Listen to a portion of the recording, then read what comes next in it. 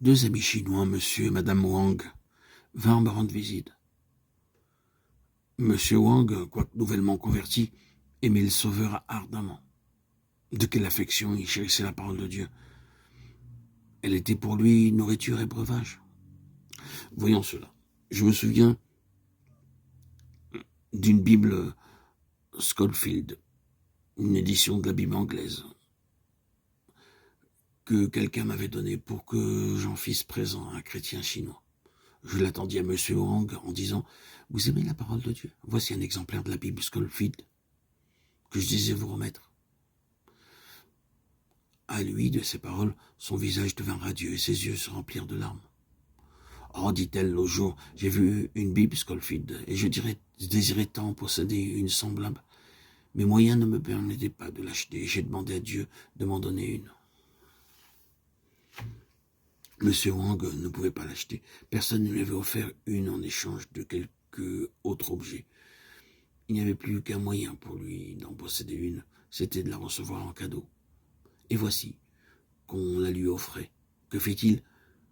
Croyez-vous qu'il ait dit « Je désire posséder cette Bible par-dessus tout, mais je n'ai pas prié assez longtemps pour l'avoir.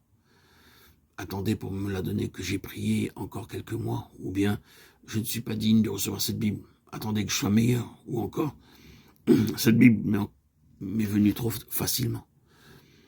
Je crois qu'il est nécessaire que je fasse moi aussi quelque chose pour l'obtenir. Ou enfin, vous dites que cette Bible est pour moi, mais je ne le sens pas. Je crois qu'il vaut mieux que j'attende jusqu'à ce que je sente qu'elle m'appartient. »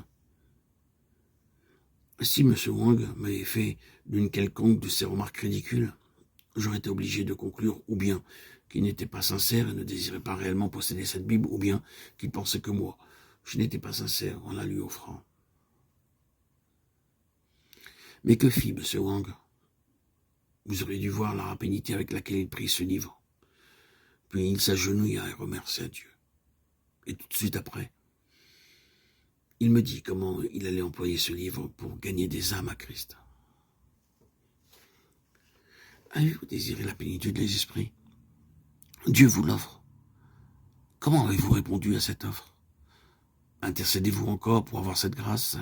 Attendez-vous pour la recevoir que vous en soyez plus digne?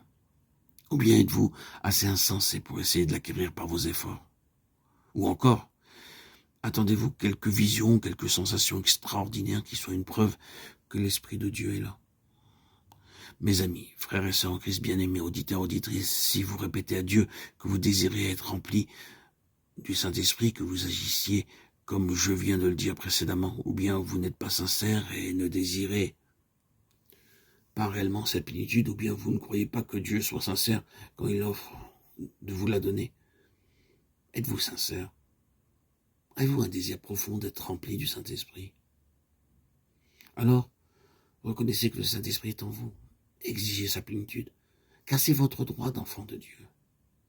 Acceptez ce qui vous est offert, remerciez Dieu, et sans tarder, rempli de l'Esprit, partez à la conquête des âmes.